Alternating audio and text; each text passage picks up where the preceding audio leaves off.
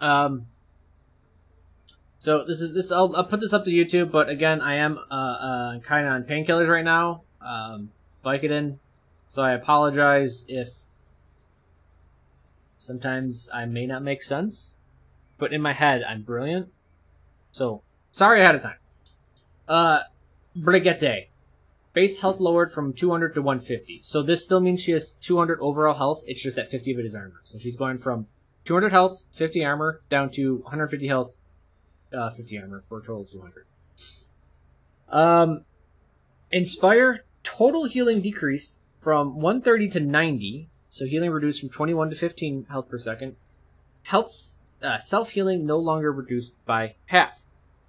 So, it's funny because I wrote down actually what I want to change to Brigitte on my blog post. And, let me just go to her. There's other things I wanted to change, but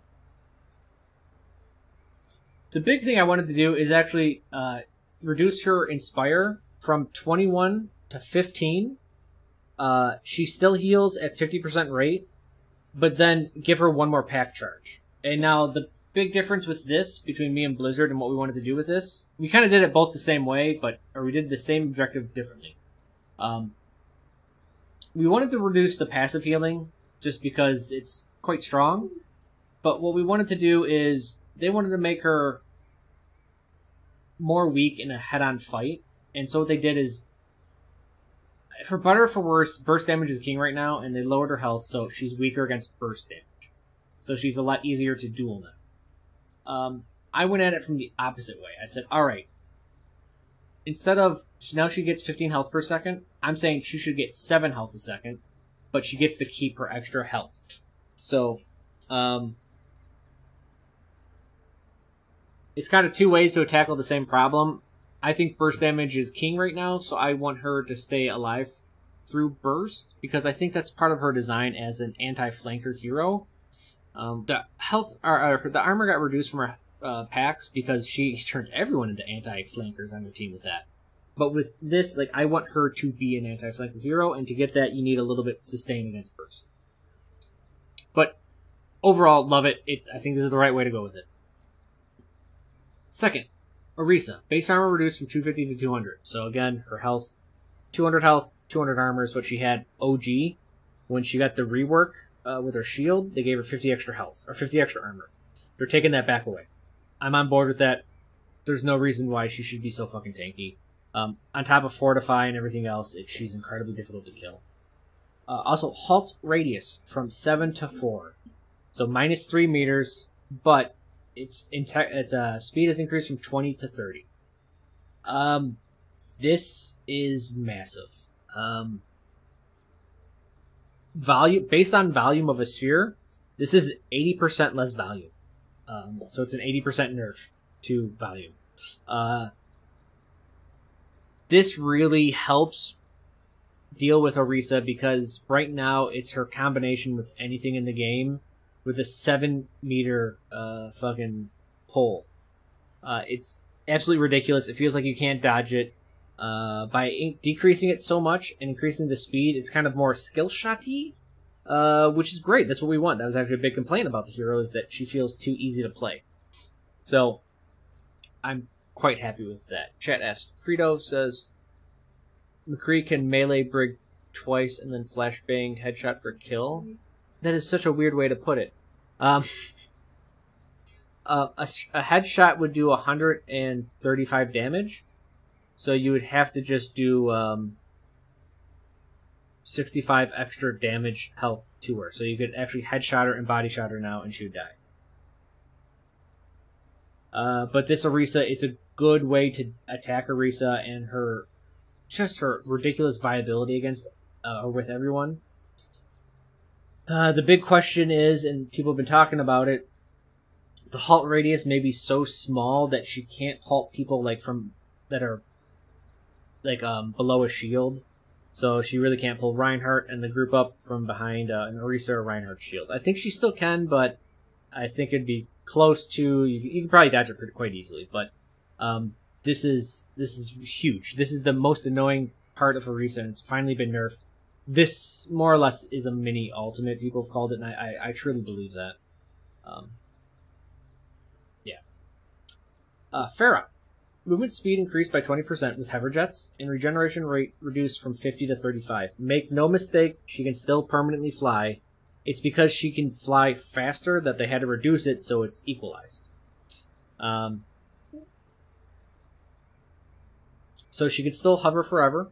She's more mobile, so she's less of a target against hit scan. As for Junkrat, doesn't matter. I don't think it makes it any better or worse, really. But this is a very big buff. She may be a little bit more usable, but at the highest level, she's probably just not. She's very weak against hit scan, and as long as hit scan remains king, it improves viability on the ladder, like 4K and under. Maybe, I think the Farah mains, I think they can probably, do a lot with this. This is pretty good. I think this is the right direction to take her. Notice how doesn't affect damage, doesn't affect damage, doesn't affect damage. They're changing abilities around, not damages, which is great. Barrage from 3 to 2.5 seconds. This is a buff. Honestly, you're not doing shit with the last 0.5 seconds of Barrage. If you've killed what you need to kill in the first second or two, normally there's nothing left to kill you. This is fine. This is a buff. Scrap Gun, Roadhog. I'm so happy about this. So I'll go over their change and what I wanted to happen to Roadhog. Ammo reduced from 6 to 5, but he gets damage per projectile increased from 6 to 7. He shoots 25 projectiles per shot, so he does 25 more damage. This means he is going from 150 to 175 damage. Recovery increased from 0.7 to 0.85. This is a 21% decrease in attack speed. So he attacks 21% slower, but his damage went from 150 to 175, which is, I think, like an 18% increase in damage. So overall, it's a lower DPS, but because burst damage is king, this is, I would consider, a net buff. It also makes him much more consistent against weirder models such as Ana. So this is great for him. He does lose 1 ammo, but I don't think that's a big deal compared to essentially securing the hook shot now. Roadhog has a significantly better threshold to kill. He's going to be more consistent. This is quite good for Roadhog. Why do I agree with this so much? Well, in my idea with Roadhog is back in the day he attacked at a he did 250 damage, I believe. Was it 250? No, it was 200. He did 200 damage at a second rate, like once every second, and he was one-shotting Zarya at that time. So they nerfed him way too far down. Like Roadhog shotgun, I want it to feel like a shotgun. So what I actually wanted to do was I wanted to give Roadhog 6 ammo. And then his primary fire was essentially his old attack, which is 8 damage per projectile at a 1-second rate. But his alt fire was what it is currently, 150 damage, but it would only take 1 ammo. So essentially it would allow Hog to better control what type of damage he needs while giving him, a big boom from his gun, because he just needs a fucking shotgun, a good one. And this is a middle ground between the old Hog and the new Hog. This is nice. It always felt bad when Roadhog has a gun the size of Tracer, and if you look at like the anniversary picture, Roadhog's gun is almost as big as Tracer. For the fact that it does, and it is 150, like that's bullshit. He should have the strongest shotgun in the game, and now he's getting there. Sigma, I'm quite happy about this. So Sigma is probably the most overkitted hero in Overwatch right now. He is extremely annoying to fight because he just throws out his shield no matter where he's at. He can 2-shot you down. He can shoot around corners. He has a stun that goes through everything. He has a good health pool. Some of it's shield-based, so he regens that. He has a great ultimate that controls and deals massive damage, and it's AoE. He does a lot of good things right now. And this is to combat double shield, is that the health has been reduced from 900 to 700. That's very significant. But more importantly, the regen rate is reduced from 120 to 80, so it's actually 2/3 of what it used to be. So now if you actually put damage into his shield, he feels it faster, and he has a longer time to regen it. This is a great change for it. Kinetic Grasp, I guess they just thought it was too short of a cooldown, so they increased it to 12 seconds. What I would rather have done with this, and I like this change, it's not bad, but what I would rather have done with it is it should essentially cover the same area as a Brig Shield.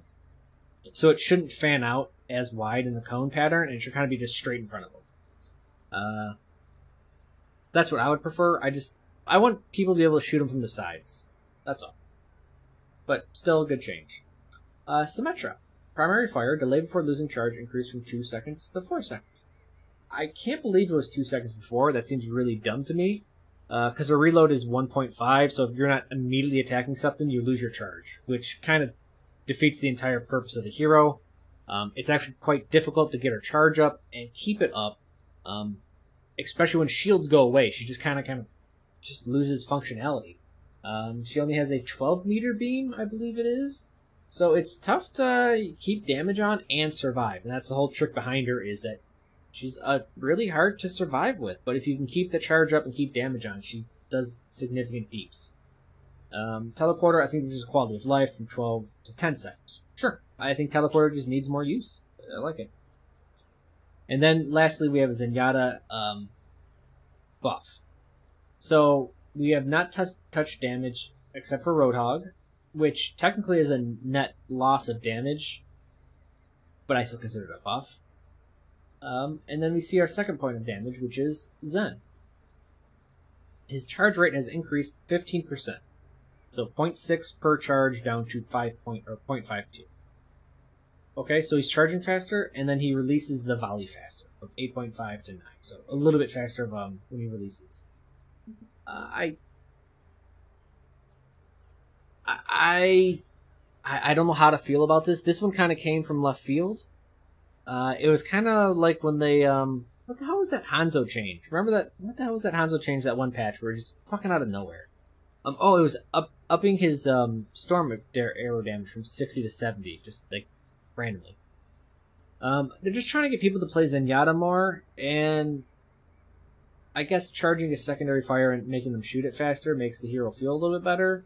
But this feels like one of those changes that you just poke a hero with to try to be like, oh yeah, use him. Look, we changed him. Just use him, please. And people be like, oh, he's good now. Zenyatta he's really good, but it's just he's actually getting play in some games now. But maybe he'll get a little bit more here. But I think with the nerf to Brig, this is going to mean other support heroes will finally be played. But overall, I think the too long didn't read. Blizzard finally did aggressive patching that they said they would have done at the start of the year. This is the type of patching we should see monthly from the game. Every month they should be touching 7 to 15 heroes, in my mind, and start touching everyone, just trying to get everyone to the same power level. And again, people are like, but some heroes are easier than other heroes. And I'm like, well, if 2 heroes completely overlap their usage, and one's easier than the other, that's a failure at the developer level. What you get by having more heroes in your pool is that you can play more strategies. So let's say I can only play Junkrat. Well, when Junkertown comes up, point 1, I can't play Widow. So my team can't play a Widow comp because I can't do that. You shouldn't be like, Widow is high skill, so she gets the win no matter what. You have to balance the heroes based on the strategy that they need to be ran with. If some are easier than other ones, then so be it. But that just means we have to look at the strategy as a whole rather than just the hero. But I think this is one of the better patches Overwatch has put out. Blizzard has put out. Nerf to Brig, nerf to Orisa. They're finally they're stopped fucking around, and they're just going right for what is strong. Right, before Blizzard they probably would have buffed, I don't know, fucking Bastion. Like, we're upping Bastion's configuration mode so he can deal with Brigitte. And that way we'll see more Zen now. It's like, no. Brig's an issue, nerf her. Orisa's an issue, nerf her. Pharah's not an issue, buff her. But she's not used at all, actually. Roadhog, he just needed some love. I think this reallocation is great. Sigma, nerf him. Notice how there's no... the best part about this patch is that they didn't nerf someone and buff him at the same time. They're just like, yeah, Brig's too strong. Fuck it, nerf her. No buffs. Well, I guess this is a buff, but it's base armor is it's a huge nerf, and then this is a giant nerf. This, sure, it's a little bit of a buff, but whatever. Sigma straight nerfs. Like, that's great. I love it. Return to double shield.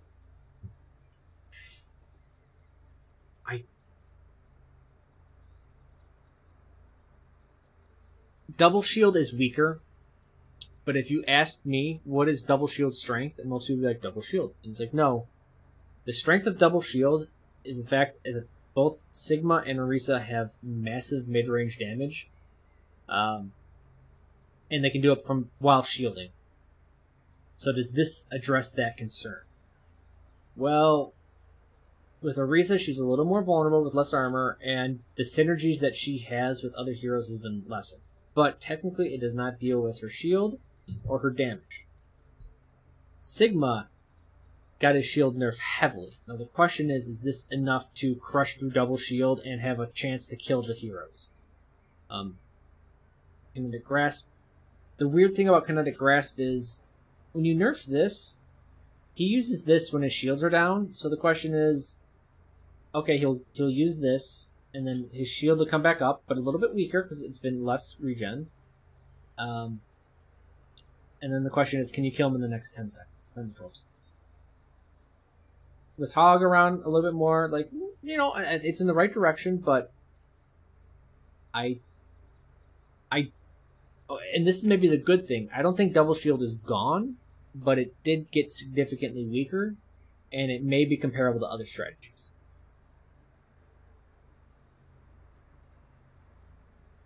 Which is good. That's what we want. And really, overall, we shouldn't try to kill strategies. Especially just stable ones. Like, double shield should be a strategy you can run, but it should be somewhat on par with dive. And this should be on par with, let's say, bunker. Or this should be on par with double sniper, even though it's not specifically like with any type of tank comp, but double sniper. You know, the main compositions we have should kind of be in the ballpark, kind of equal. Maybe they'll be worse or better based on certain maps, but it's good to keep strategies in there. We don't want to get rid of it. So I think this is it's just good. I'm quite happy with this. Hopefully this all goes live, and then in a month we'll get another patch just like this for something else. If Blizzard did that, if Blizzard did this 6 months ago when they said they would, we would probably have a balanced game now, and, well, people would still bitch, but there'd be less.